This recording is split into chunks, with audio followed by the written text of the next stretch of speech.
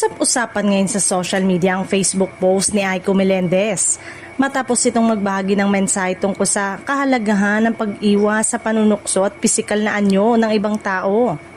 Sa kanyang post, iginiit ni Aiko na magkakaiba ang pamantayan ng kagandahan at ang tunay na hindi naluluma ay ang pagkakaroon ng mabuting puso. Hinikayat din niya ang publiko na maging dahilan ng pagngiti ng iba, hindi ng pagkawala ng kanilang kumpiyansa sa sarili.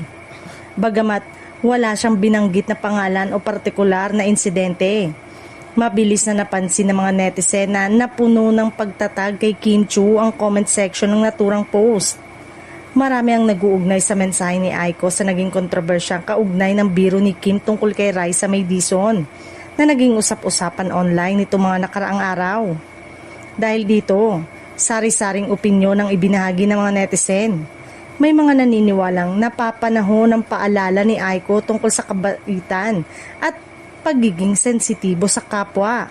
Habang ang iba naman ay nagsasabing hindi dapat agad iugnay ang kanyang post sa anumang issue dahil wala naman itong tahasang tinutukoy na personalidad.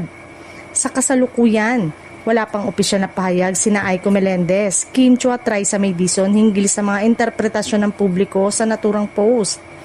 Patuloy namang pinag-uusapan ng mga netizen ng issue at ang mga komento sa social media.